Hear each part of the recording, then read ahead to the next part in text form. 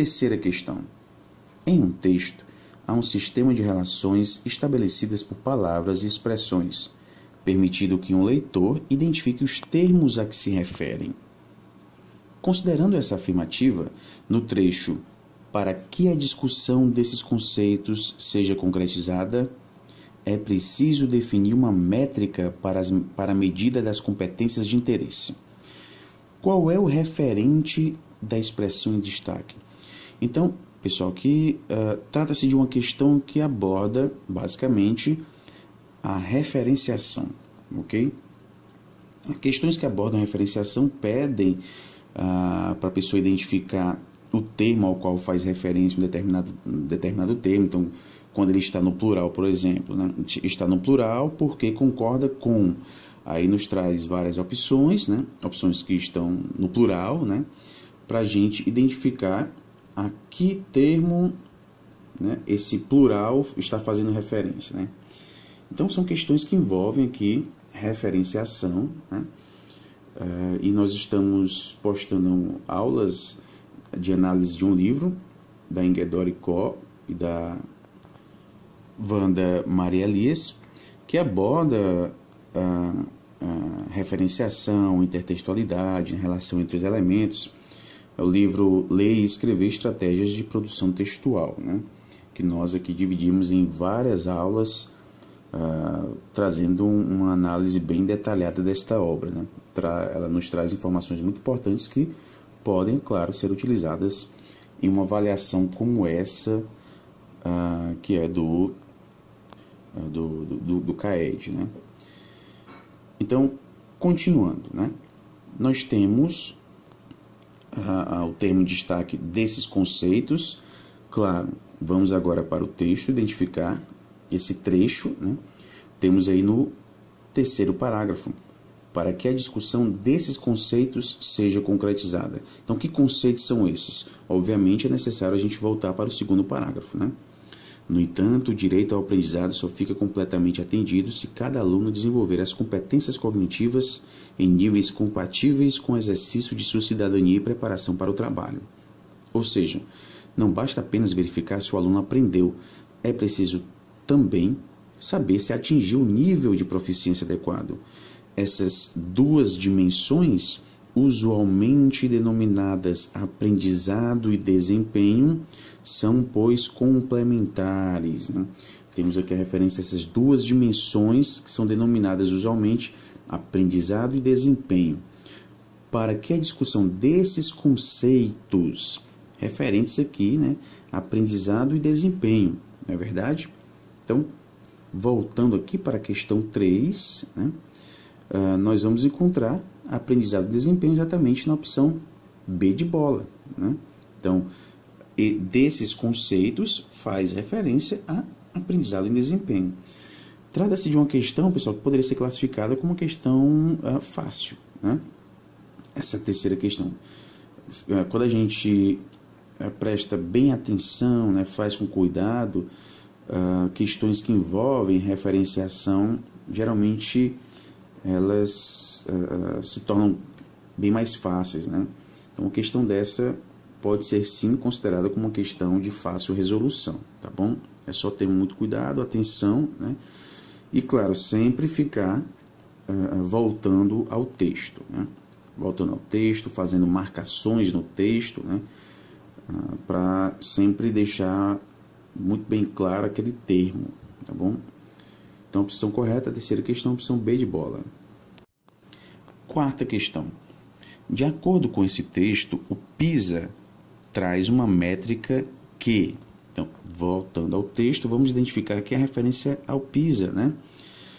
Então, nós temos no terceiro parágrafo: no âmbito internacional, no PISA, há também uma métrica para o conhecimento científico, né? E continua: a medida dessas competências é usualmente denominada proficiência na literatura técnica, né? Há também outra referência, né? Logo no início do parágrafo: para que a discussão desses conceitos seja concretizada, é preciso definir uma métrica para a medida das competências de interesse. Então, nós temos aqui informações que se referem também ao PISA, né? Informações que se referem ao SAEB, né, a nível de Brasil, né, e também ao PISA a nível internacional.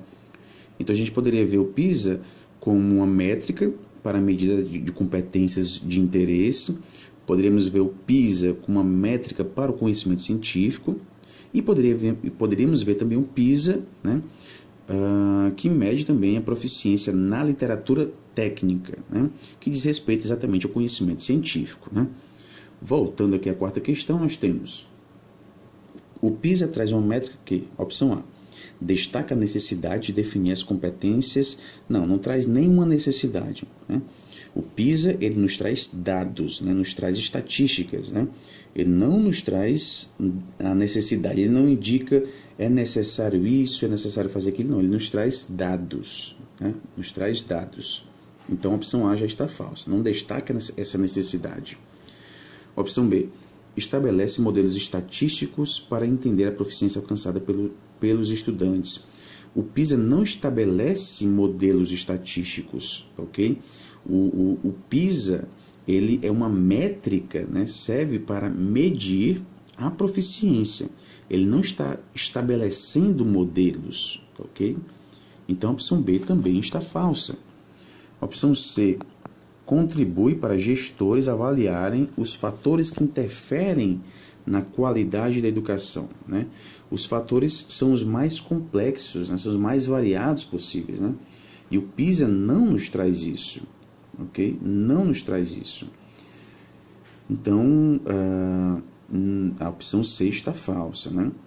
E mesmo que o PISA trouxesse isso, nós não identificamos isso no texto, tá bom? Porque é sempre bom também a gente entender muito bem o comando da questão, né? De acordo com esse texto. De acordo com... Você poderia até não concordar. Você pode até não concordar. Mas você deve se limitar ao que está no texto, né? De acordo com o texto. Ok? Opção D. Indica o nível de proficiência relacionado à leitura técnica. Exatamente isso, né? Quando a gente retorna aqui ao texto, nós temos no PISA há também uma métrica para o conhecimento científico, né? Que se relaciona perfeitamente com essa literatura técnica, ok? Então, a opção D, ela está verdadeira.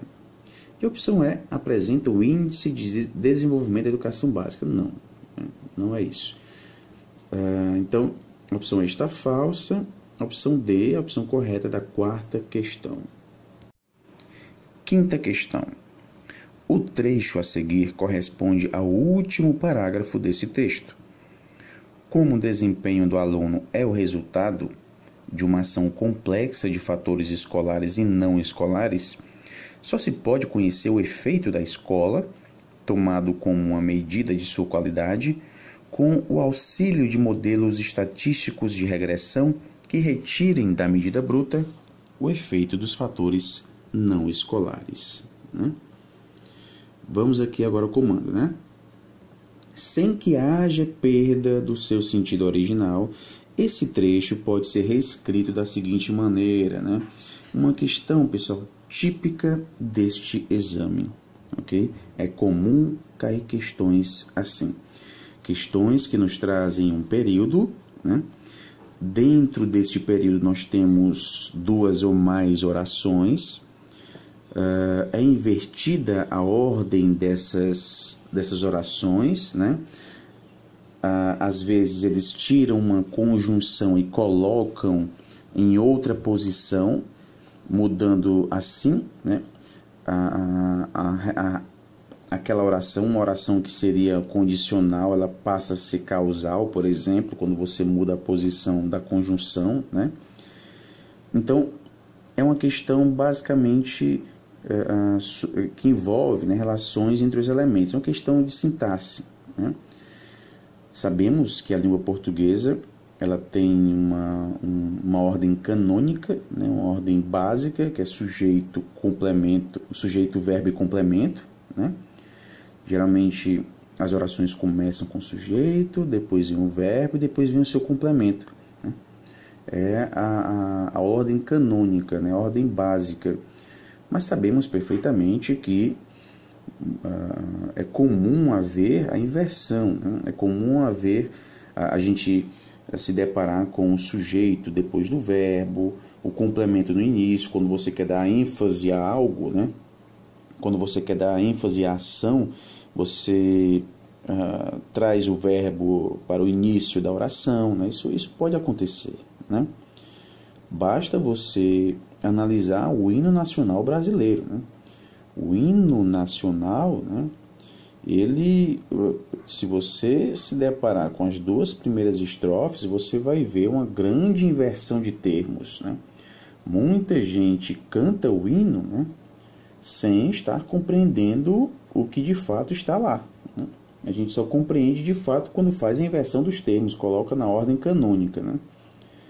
Então, inclusive, se der, a gente faz até uma aula específica sobre isso, né? Abordando exatamente a ordem, né? do nosso hino, né? Porque é uma verdadeira aula de análise sintática, né? Quando a gente trabalha com o hino nacional. Mas não é o nosso caso aqui, né? Nós estamos aí com esse trecho, né? Esse período. Vamos analisar aqui, pessoal. O que a gente vai fazer aqui talvez seja até mais difícil do que do que seja pedido aqui pela questão, né? A gente vai analisar as orações e ver a relação entre elas, né? A relação de uma oração com outra. Vendo aqui a primeira, né? Nós temos como o desempenho do aluno é o resultado de uma ação complexa de fatores escolares e não escolares. A gente já pode destacar, né? E a gente tem a continuação. Só se pode conhecer o efeito da escola tomado como uma medida de sua qualidade com o auxílio de modelos estatísticos de regressão que retirem da medida bruta o efeito de fatores não escolares, né? Então, nós temos aqui, pessoal, a primeira oração desse período servindo como espécie de justificativa do conteúdo das demais orações, né? Como o desempenho do aluno é o resultado de uma ação complexa de fatores escolares e não escolares, então nós já temos algo como dado aqui, né? Isso seria o fato, né?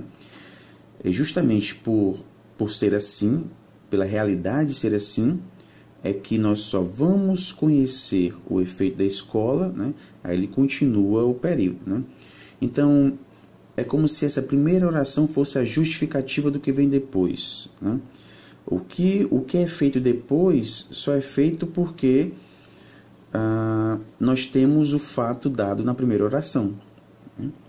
E vejam só, nós temos só se pode conhecer o efeito da escola. Então, quando você vai conhecer de fato o efeito da escola?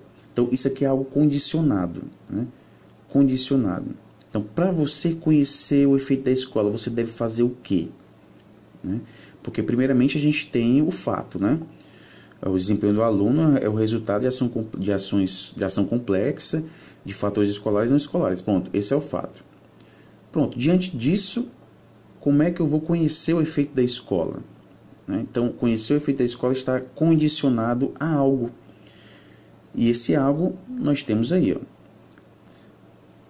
Tomado como uma medida de sua qualidade.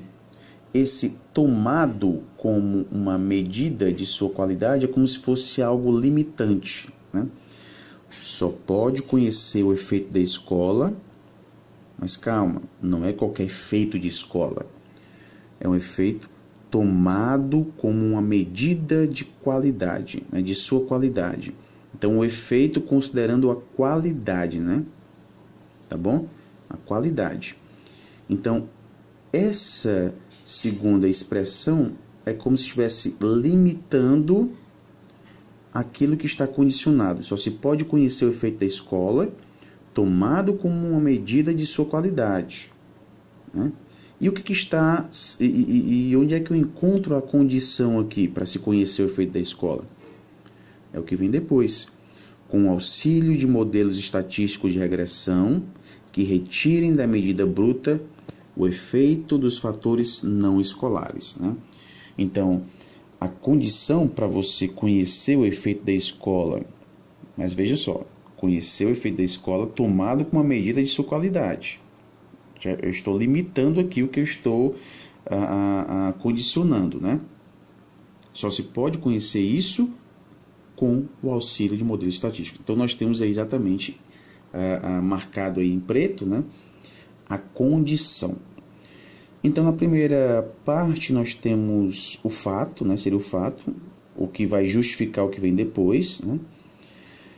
E o que vem depois, para conhecer o efeito da escola, mas não de qualquer forma, né, é tomado como uma medida de sua qualidade, a partir da condição que nós temos aí, né? Com auxílio de modelos estatísticos de regressão que retirem da medida bruta o efeito dos fatores não escolares, né? Então, em uma questão como essa, pessoal, é importante a gente identificar muito bem a relação de um elemento com o outro, tá bom? De uma parte com outra parte. Porque quando eles mudam o posicionamento, né, a relação entre eles também pode mudar. Aquilo que era condição pode vir como condicionado, né? Aquilo que era fato pode vir como uma condição, né? Então é importante a gente identificar exatamente isso, né? Por isso que eu disse que talvez até essa análise que a gente acabou de fazer seja até mais complexa do que as opções que constam aí na questão 5, né? Vejamos. Na opção A nós temos: como o desempenho do aluno é o resultado de uma ação complexa de fatores escolares e não escolares, até aqui tudo bem, né? Não há problema algum. Só se pode conhecer o efeito da escola, beleza, né? A qual toma medida de sua qualidade, já está falso aqui, né? Uma incoerência relacionada ao que nós encontramos no trecho, né? A qual toma medida de sua qualidade a fim de auxiliar modelos estatísticos, não, ok? A gente não chega a ter aqui uma finalidade, uma objetividade, ok? As relações identificadas aqui, né, dizem respeito a uma condição para que algo aconteça, tá, ok? Você poderia até interpretar esse pode conhecer o efeito da escola como uma finalidade, tudo bem, né? Poderia. Mas não é isso que nós encontramos na opção A, porque a finalidade aqui da opção A diz respeito a auxiliar modelos estatísticos de regressão em uma medida bruta, né? E não conhecer o efeito da escola, né? Então ele traz uma finalidade, um objetivo aqui que não diz respeito ao objetivo que consta no trecho, tá bom? Então a opção A já está falsa. Na opção B nós temos: uma vez que o desempenho dos estudantes decorre da interferência de fatores intra e extraescolares, até aqui tudo bem, né? Então, partindo do princípio, né, de que o desempenho dos estudantes, veja aqui, pessoal, que ele mudou alguns termos, né? Ele utilizou aqui sinônimos para também confundir, né? Ah, mas no trecho não tem referência a estudantes, mas tem alunos, né? Então já está falso. Não, aqui são termos sinônimos, né? Ó, desempenho dos estudantes decorre da interferência, né, de fatores intra e extraescolares. Não, mas ele não diz intra e extraescolares, ele diz fatores escolares e não escolares. Também dá no mesmo aqui. Fatores intraescolares, né, ou seja, fatores pertencentes a esse espaço escolar, no espaço formal de ensino, e extraescolar, aquilo que não faz parte desse espaço, né, que está fora desse espaço, ou seja, não escolar, tá bom? Então, uma vez que o desempenho dos estudantes decorre da interferência de fatores intra e extraescolares, o efeito escola, né, na verdade, o efeito escola, visto como uma medida de qualidade, visto como uma medida de qualidade, ele está restringindo aqui, está limitando esse efeito, né? Exatamente o que a gente identificou ali, ó, visto como medida de qualidade. No trecho nós temos tomado como uma medida de sua qualidade, né? Está limitando, né? Beleza. Só é possível ser conhecido por meio do emprego de modelagens estatísticas de regressão, das quais se retira o efeito dos fatores extraescolares, né? Exatamente isso, né? Ele está trazendo aqui essa condição, né? E vejam, pessoal, a gente tem que ter muita atenção, né? Porque eles mudam os termos, né? Eles se utilizam de termos sinônimos, né? Para que o candidato marque essa opção como sendo falsa. Não é essa opção, porque não é como a gente encontra, né? Mas veja que o que nós temos no comando é a perda do sentido original, e não ocorre isso na opção B, ok? Não ocorre isso. Há algumas questões que fazem apenas alterar a ordem, né, dos elementos sem utilizar nenhum tipo de sinônimo, eles simplesmente mudam de posição, não utilizam sinônimos. Nesse caso são utilizados sinônimos, né, também para tornar um pouco mais complexa a questão, tá bom? Então essa opção B é a opção correta, ok? Na opção C, a partir do momento em que o desempenho escolar reflete a ação, já está falsa. Por quê? Porque quando você diz a partir do momento em que o desempenho escolar reflete a ação, é como se existisse um momento em que o desempenho escolar não refletisse a ação, mas quando refletir, né, isso já está falso, porque não é isso que o trecho nos traz. O trecho nos traz esse desempenho escolar como sendo reflexo desses fatores, né, como algo dado, ok? Não é algo momentâneo, não é algo que acontece às vezes, né? Não, é algo como dado, é um fato, tá bom? Então já está falsa a opção C. Na opção D, à medida que se conhece os fatores escolares, já está falso, né? Porque nós não temos aqui uma referência a essa progressão no trecho. E na opção E, em conformidade com o desempenho do aluno, os fatores também já está falso, a gente não tem essa relação de conformidade, ok? Não há a presença disso no trecho que foi destacado aqui por essa questão, tá bom? Então, a opção correta da questão é a opção B de bola.